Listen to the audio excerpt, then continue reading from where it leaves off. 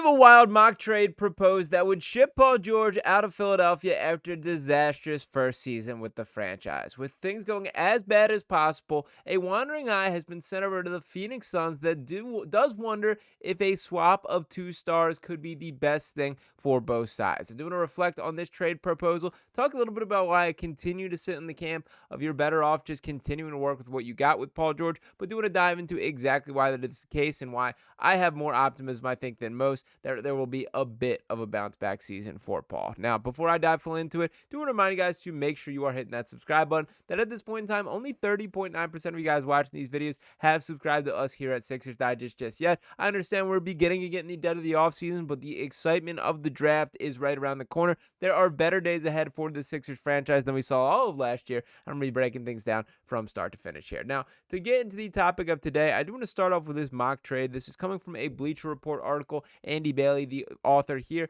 that proposes a swap between the Philadelphia 76ers and Phoenix Suns. And what he has written up is Paul George and the number 3 overall pick, as well as a 2028 first rounder and a 2030 first rounder in exchange for Devin Booker there. So a lot of draft capital that you are obviously tossing in there on top of things, but the framework of things being Devin Booker for Paul George. Now, the Phoenix Suns find themselves in a somewhat similar spot to the Sixers. I would certainly argue the Sixers are in a much better spot from a long-term perspective. There is no Tyrese Maxey or McCain or the number 3 pick as far as optimism moving forward for Phoenix, that they have cashed all their chips in. They have made these superstar swings, brought in Kevin Durant, built around Devin Booker, brought in Bradley Beal, who's the biggest problem in all of this and has a no-trade clause, that there is nothing you can do about that. They have cashed in all those chips, and what do they have to show for it? Not a single playoff series victory here. It is frustrating stuff, and last season was an absolute disaster for Phoenix. It does feel that there is a shakeup coming with that Suns team,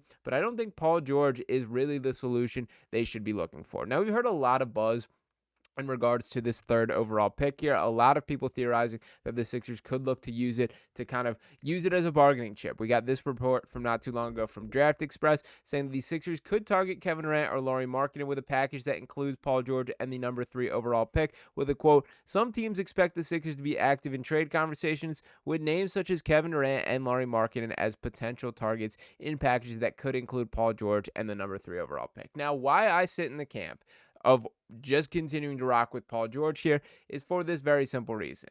It is not my, I guess, you believe that Paul George is going to find himself and be this all-NBA guy once again.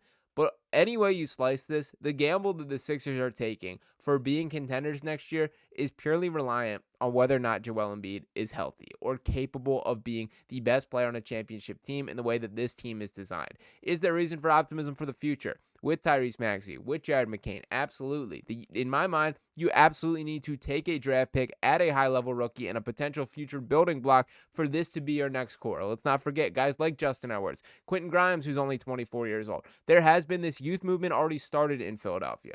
There's no reason to sacrifice draft capital in order to kind of give yourself a slightly or marginally better chance at winning a championship next year. Even if you were to make this trade, if Devin Booker is here instead of Paul George, and again, I want to make it clear, I'm not making the argument that I think that Paul George is a better player than Devin Booker, but the whole case for winning a championship is still fully dependent on Joel Embiid's health. To me, it makes no sense to take more risk in that calculation by making this type of trade. And while we're on the Devin Booker conversation, I do think this is a guy who hasn't got quite enough, heat in his direction for what a failure that this past season was. Devin Booker's a good basketball player. There is no doubt about it. And to kind of reflect on what his stats have been from a statistical standpoint here, that we can see with Devin Booker, 25.6 points per game last year, 7.1 assists, which is a nice playmaking leap that he did take there, 4.1 rebounds, shot 46.1% from the field, 33.2% from 3, just 33.8% from the corner, and he's obviously 28, will be 29 by the time next season rolls around, so a lot more youth.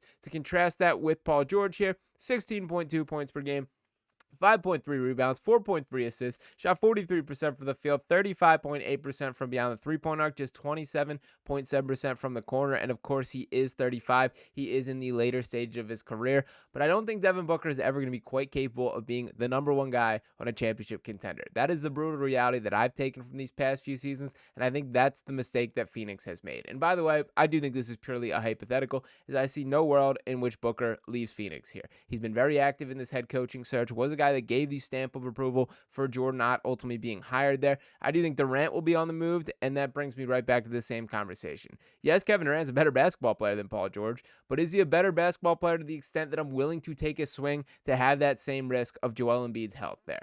Absolutely not. Now, with Paul George specifically, I do think the conversations and talking points get a little overblown. It is obviously money driven, and to put that on the table here, that his $51.7 million salary next season takes up 33.41% of the Sixers payroll in the 25-26 season. That is a lot of money to pay for a guy who obviously did not hold up his end of the bargain.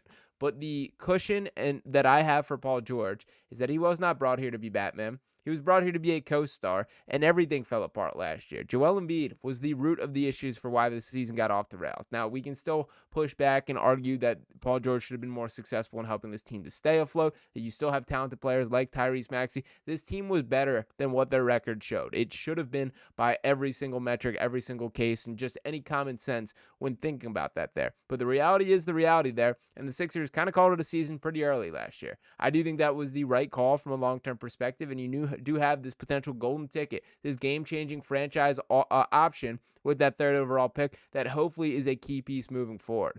But the reality is, the Sixers, they're in this spot. I think quietly, the mindset from the organizational standpoint, it's already happened, this youth shift. That I do think it is worth noting how openly they're talking about retaining Quentin Grimes. That you selected Jared McCain, you selected Tyrese Maxey as these two young, exciting guards that bring a little passion, are a different direction than what they have with Embiid. But you still have this financial commitment to Joel. Forget the Paul George conversation if we're talking about making a trade here. If we want to bring it into Joel Embiid, which I would not do and don't think that there's any reason to, that is far from the logistics situation.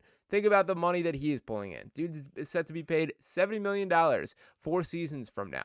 Any team around the league looking at that, looking at Joel Embiid, how available he is, the injury concerns that we all know, and saying, I want that contract on my books, I find that impossible to believe. So when that is the talking point, trading guys at their low point is straight up bad business practice. So did it go bad last year with Paul George? Absolutely. Do I think it is time to overreact? And with that going badly, I also am willing to buy a little bit into things do regress to the mean next year. Paul George shot 20% on open three-point shots last year. That's just not the Paul George that we've known for the past decade plus of him playing NBA basketball. It was awful, but it was a wipe the hands, move on, and get better next year. These blockbuster trade ideas, these potential shakeups, to me are a whole lot of moving parts, a whole lot of just taking different swings at it for really no reason.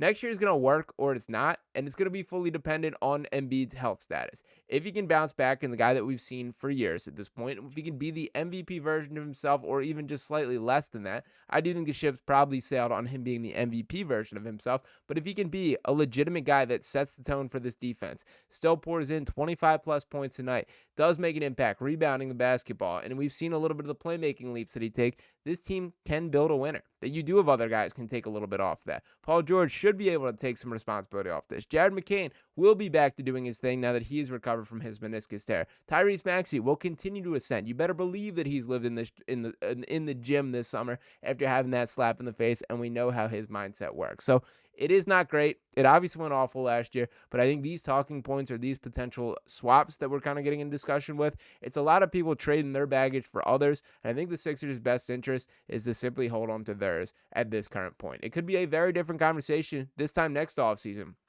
but the contract only gets more tolerable from other teams' perspective at that point. There is 3 more years, with that final season being a player option in regards to Paul George. Getting 2 years left on the deal or 1 year left on the deal from another organization standpoint is a far more palatable move to make there. So let's just not be too overreactionary to how last year went. I understand that everything did go wrong. Everything that could go wrong did, but they only really got one choice from here in my mind, and that is seeing the vision through, nailing this third pick, and accomplishing both things by giving a fair chance for Joel and Paul to play one more season and still continuing this youth movement that has sort of already started, even though it is not at the forefront of the surface. So let me know what you guys think about that. Tell me if you think I'm wrong and I'm completely underselling Devin Booker, but that is sort of my feelings on thing. And again, I don't think that there is any world where the Suns do make this move, and it takes 2 to tango to make a trade. So keep And before we sign off, just one more time, do want to remind you guys to make sure you are hitting that subscribe button. 69.1% of you guys watching these videos have not subscribed to us here at Sixers Digest just yet. We are going to continue powering through this offseason and got a lot more to break down. So want as many along for the ride as possible. Appreciate you tuning into this video here. I'll be back talking to you next time right here on Sixers Digest. Peace.